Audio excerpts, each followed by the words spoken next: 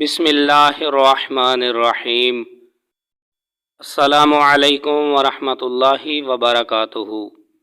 آج دنیا کائنات میں زندگی گزارتے ہوئے ہر بندہ تقریباً معاشی تنگی کا شکار ہے۔ آئیے قرآن سے پوچھتے ہیں کہ رزق میں بے برکتی کیوں ہوتی ہے؟ بندہ معاشی تنگی کا شکار کیوں ہوتا ہے؟ اور رزق میں برکت کا عمل کیا ہے؟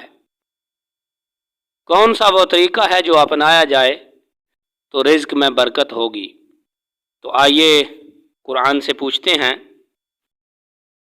پارہ نمبر 14 ہے، سورۃ النحل، آیت نمبر ہے 112۔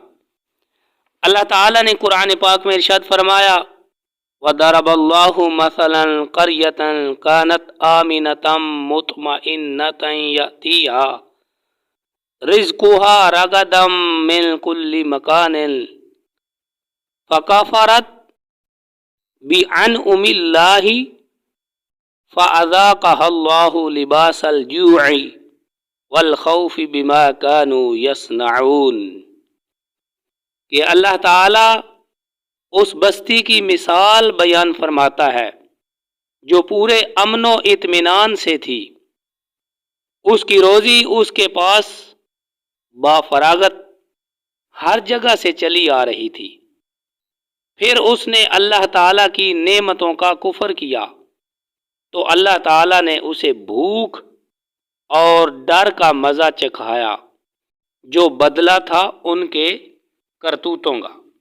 تو قرآن پاک کی اس آیہ پاک سے یہ بات واضح ہو رہی ہے کہ جو بندہ اللہ کی نعمتوں کا شکر ادا نہیں کرتا تو اس کی روزی سے برکت ختم ہو جاتی ہے۔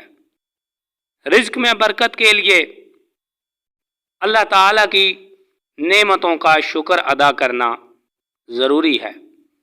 اللہ تعالیٰ نے قرآن پاک میں وعدہ فرمایا ہے، لَإِن شَكَرْتُمْ لَأَزِيدَنَّكُمْ، کہ اگر تم میرا شکر ادا کرو گے تو میں تمہیں اور زیادہ عطا کروں گا۔